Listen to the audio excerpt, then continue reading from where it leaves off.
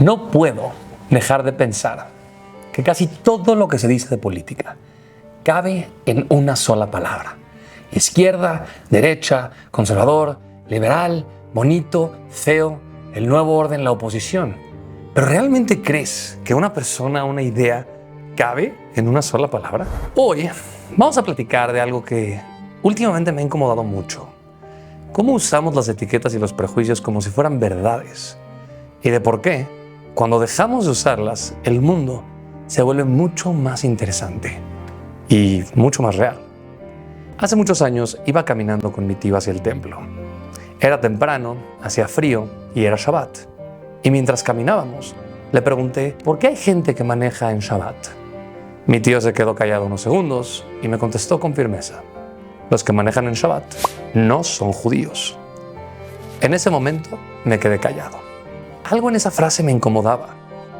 Era como si hubiera reducido toda la realidad a un solo prejuicio. Un prejuicio que no me pude quitar de la cabeza durante años.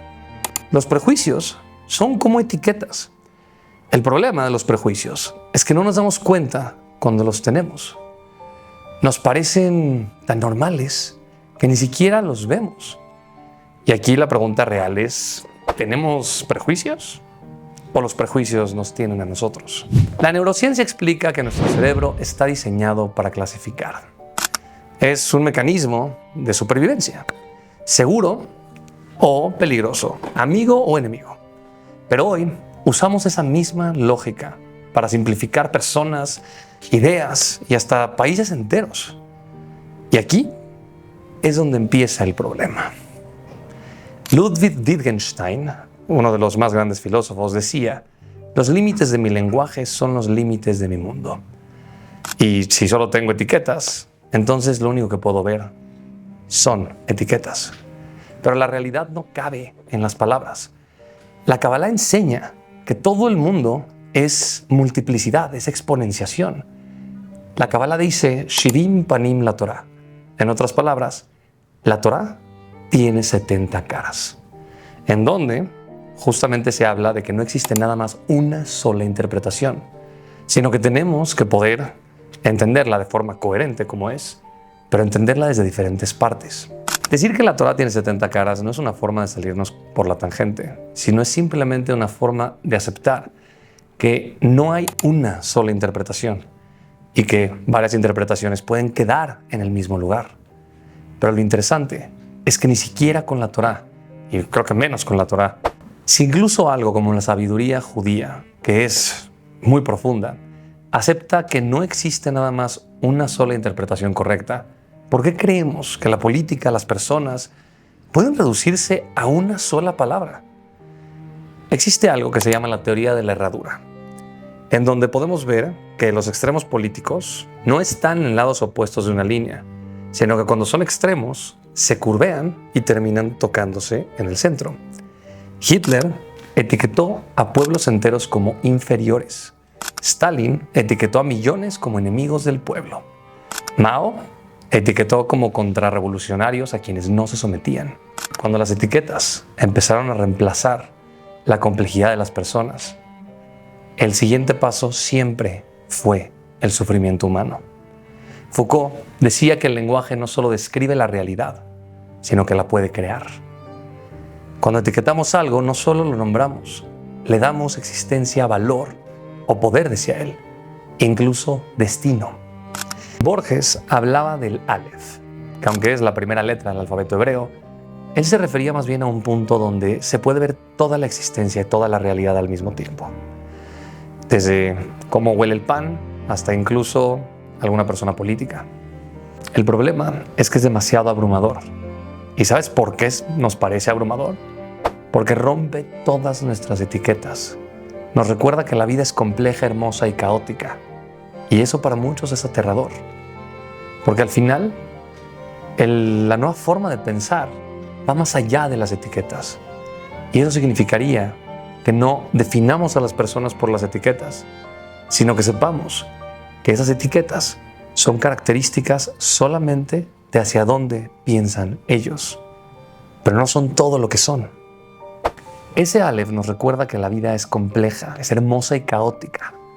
Y eso para muchos es aterrador, porque al final esta nueva forma de pensar se trata no de en qué lugar está uno, sino de lo que somos. Se trata de entender que lo que sí funciona es lo que deberíamos de perseguir y lo que no, simplemente deberíamos de dejarlo. Ahí mi tío me diría, no, los que manejan en Shabbat no es que no sean judíos, es que muchos de ellos no respetan Shabbat. Posiblemente para él era simplemente algo muy confuso para un niño, pero para mí hubiera hecho toda la diferencia. Porque en el momento en que buscamos la noción de los prejuicios, parece que estamos simplificando la realidad. Pero el problema es que realmente estamos limitando nuestro entendimiento. Ya es hora de dejar ir a la derecha y a la izquierda. Es hora de empezar a pensar en seres humanos, en gente, en personas que van mucho más allá de las palabras que podríamos ponerles. Porque en el momento en el que simplifiquemos a un ser humano, en ese momento perdemos la humanidad.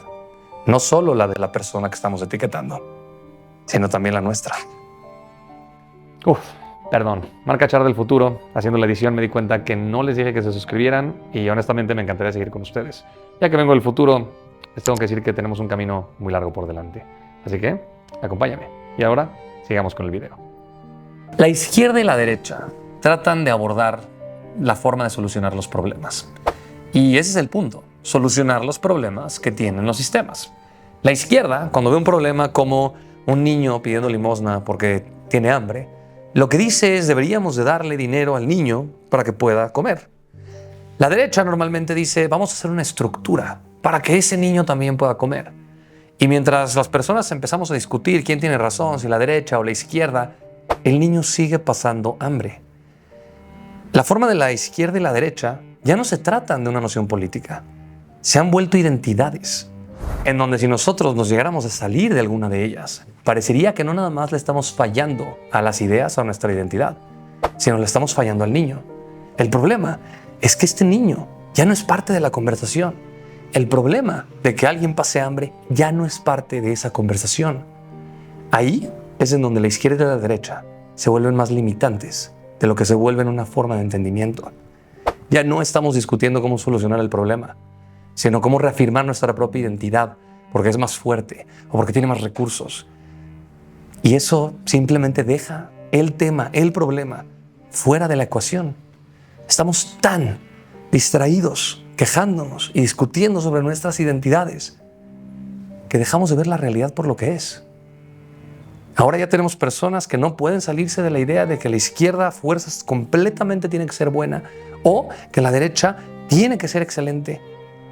O al revés, que las dos o la contraria también es mala.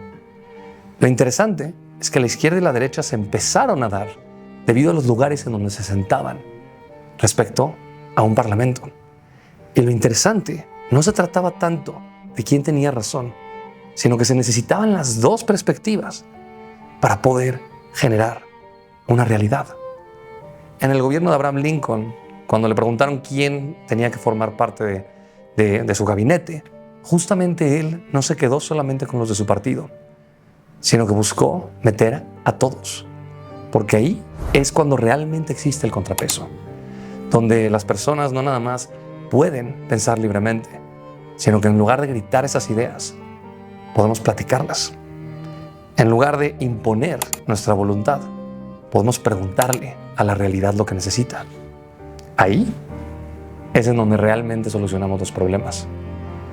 Hemos confundido mucho eso. Y esas etiquetas que al principio nos ayudaban a entender a dónde estábamos caminando, terminaron volviéndose un cerco. O podría decir que eran un puente y ahora son un muro.